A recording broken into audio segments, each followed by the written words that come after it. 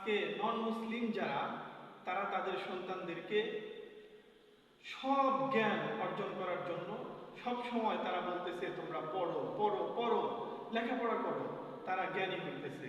আর আমাদের মুসলমানের সন্তানেরা আজকে তারা ফ্রি ফায়ার পাবজি নিয়ে ব্যস্ত।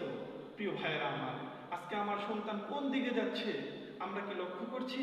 প্রিয় ভাইয়েরা আমার, আজকে তারা ইহুদিরা আজকে তাদের সন্তানদেরকে অস্ত্র বানানোর জন্য তারা অস্ত্র কিভাবে বানাতে হয় সেটা শেখাচ্ছে, মুসলমানদেরকে কিভাবে ধ্বংস করা যায় সেই চেষ্টা তারা চালিয়ে যাচ্ছে। অথচ আমরা মুসলিমরা, মুসলমানের সন্তানেরা ঘরে বসে তারা অযথা সময় নষ্ট করছে, তারা জ্ঞান শিখছে না, তারা লেখাপড়া ঠিক মতো করছে না, তারা ফ্রি ফায়ার আর পাবজি নিয়ে ব্যস্ত আছে। প্রিয় ভাইয়েরা আমার, আমরা আমাদের সন্তানদের দিকে অবশ্যই লক্ষ্য রাখবো, তারা যেন আবার সেই মুসলমানদের ঐতিহ্য, সেই সোনালী যুগে আবার